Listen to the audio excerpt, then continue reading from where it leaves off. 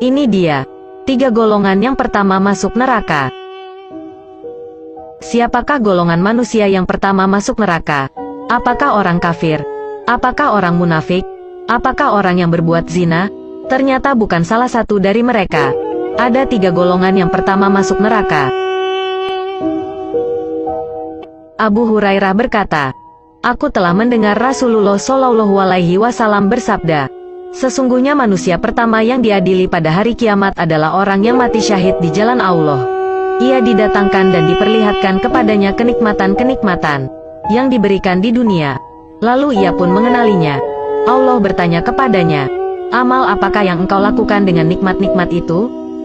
Ia menjawab, 'Aku berperang semata-mata karena engkau sehingga aku mati syahid.' Allah berkata, 'Engkau dusta. Engkau berperang supaya dikatakan seorang yang gagah berani. Memang demikianlah yang telah dikatakan tentang dirimu.' Kemudian diperintahkan malaikat agar menyeret orang itu atas mukanya, tertelungkup, lalu dilemparkan ke dalam neraka. Selanjutnya Rasulullah Shallallahu Alaihi Wasallam melanjutkan sabdanya, 'Berikutnya orang yang diadili adalah seorang yang menuntut ilmu dan mengajarkannya serta membaca Al-Quran. Ia didatangkan dan diperlihatkan kepadanya kenikmatan-kenikmatannya.'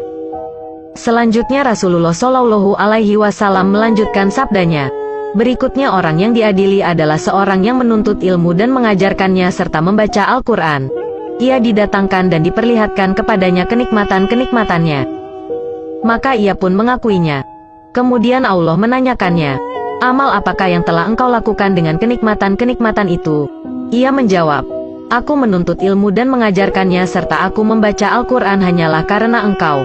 Allah berkata, 'Engkau dusta, engkau menuntut ilmu agar dikatakan seorang alim yang berilmu, dan engkau membaca Al-Quran supaya dikatakan seorang qori, pembaca Al-Quran yang baik.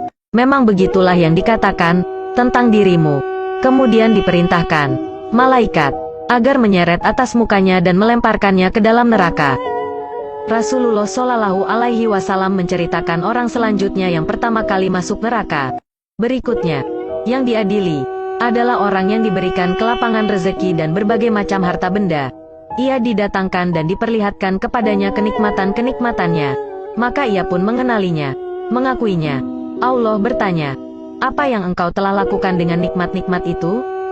Dia menjawab, 'Aku tidak pernah meninggalkan sedekah dan infak pada jalan yang engkau cintai. Melainkan pasti aku melakukannya semata-mata karena engkau.' Allah berkata, 'Engkau dusta. Engkau berbuat yang demikian itu supaya dikatakan seorang dermawan, murah hati.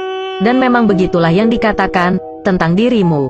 Kemudian diperintahkan malaikat agar menyeretnya atas mukanya dan melemparkannya ke dalam neraka. Hadits ini diriwayatkan oleh Muslim, dan derajatnya sahih.